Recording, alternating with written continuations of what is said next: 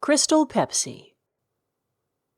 Candy Summers used to wait for me on Condoleezza Court with a Crystal Pepsi, and I brought the bazooka bubble gum and a Hostess lemon pie for us to split. We were in junior high, 12 years old, but when we turned 13, I started to carry around a box of Newports. One day I pulled a little piece of paper out of the carton, and it said if I called the number and answered a few questions, they'd send me a T-shirt with their logo on it. I brought the paper to Candy that day, and we snuck into her mother's house and used the phone in her father's study to make the call. It was the first time I'd ever been inside Candy's house. I ended up getting the T-shirt, and it arrived at my house in 2 weeks. I bribed the mailman to hide the package in the bushes in my front yard so my parents wouldn't find out about it. Candy had lent me her $2 from when she had a lemonade stand with her sister over the summer, and I had some spare change that I found beneath the couch in the living room at my house. I checked the bush every day for a week, and finally it was there when I came home one sunny Thursday in May. I put the T-shirt on and ran to meet Candy. When I got there, her eyes were red and puffy, and she was holding a Crystal Pepsi, her hands shaking the soda to life. I stood there for a moment, just staring at her. I'd forgotten to bring the lemon pie, but I found 2 pieces of bazooka in the pocket of my shorts. I took a seat on the curb next to Candy.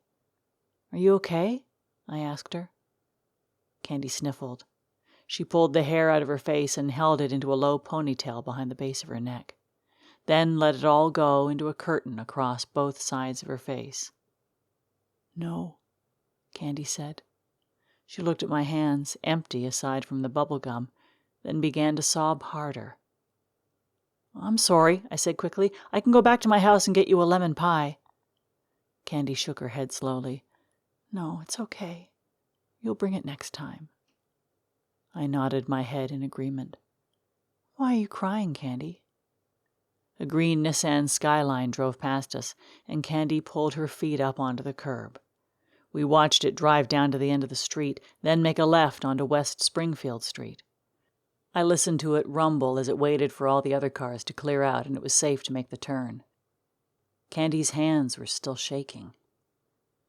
"Can I open that?" I asked her, pointing to the Pepsi. She seemed to barely be able to hear me, but then after a couple of seconds, she handed the bottle over. I opened the bottle, and as I twisted the top off, it spritzed and started to spray clear liquid out the sides of the cap. I brought the bottle to my mouth and sucked up the Pepsi.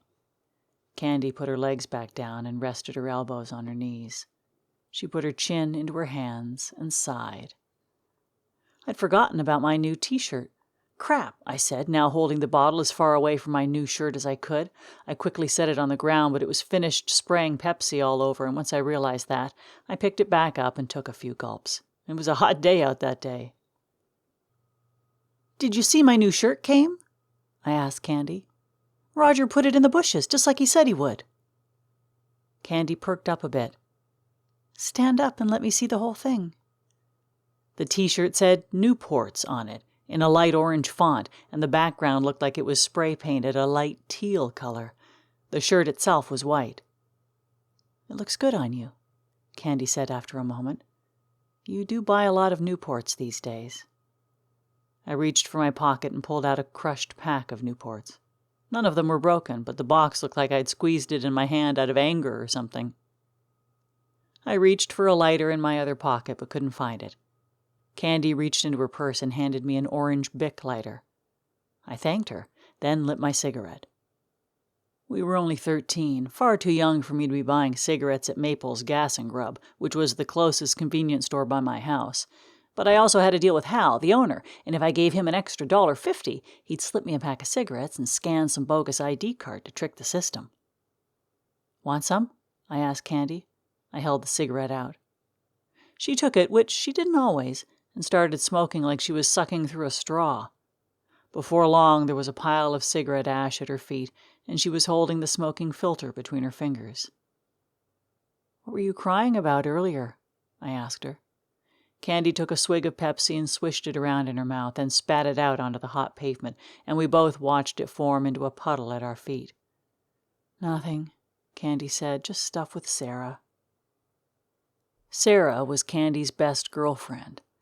I didn't like her, but I never told Candy that. What did she do? I asked, knowing Sarah must have been the one to do something if the choice was between either Sarah or Candy. She didn't do anything, Candy finally said. That's the problem. She stopped wanting to hang out. She's been hanging out with Bennett Colson and the rest of his friend group. Candy took another swig of Pepsi, but this time she swallowed it. She reached for my pack of cigarettes and I grabbed her by the wrist. Candy smirked, then flipped me off. "Hey," she began. "Can I have your t-shirt?" My heart sank. "Candy, you know how long I've been waiting for this shirt to come. It's been weeks." Candy pouted like she was feigning her disappointment, but I saw the space between her eyes get wet, and I knew this was about more than just a t-shirt. After a series of losses in Candy's life, this was something she could control, and she wanted to win, even if it meant taking my win from me. "Fine," I said, "but I don't want to walk around without a shirt on." Candy laughed. "Do you want to wear mine?"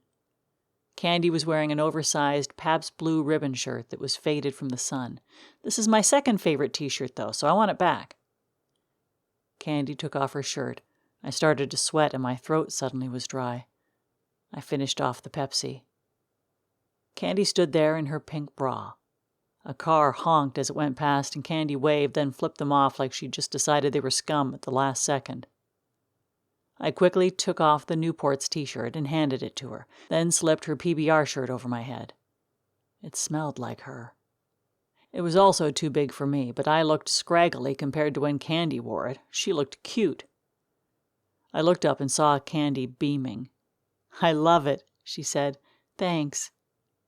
It seemed like what Sarah had done had been forgotten. But then Candy burst into tears. I put my arm around her, but she shoved me away.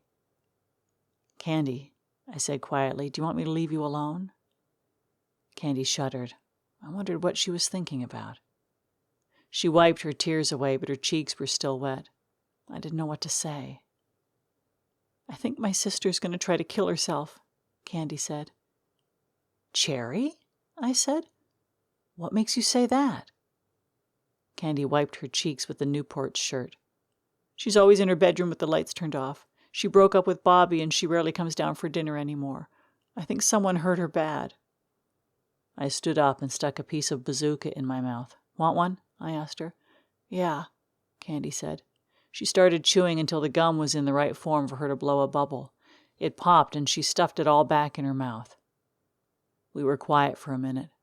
The birds were chirping in the trees around us, and I saw a bluebird perched on a small branch of a tree with green leaves. Its back was a dark blue, but around its neck was a muted orange color. "I think Cherry will be all right," I said. Candy sniffed. "How do you know?" I shrugged my shoulders. "Cherry is nothing like Benson." Benson was my big brother. He had killed himself by hanging himself over the train tracks on the outskirts of town. That was almost 2 years ago this July. Candy had stopped crying when I brought up Benson. "I'm sorry," she said. "Are you worried about Cherry because of what happened to Benson?" I asked. "A little bit," she said. "I just don't think I could go on without her." I spat out my gum and stepped on it.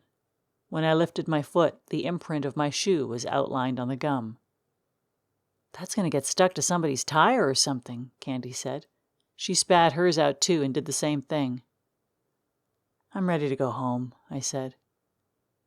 Candy gave me a hug. "Thanks again for the shirt."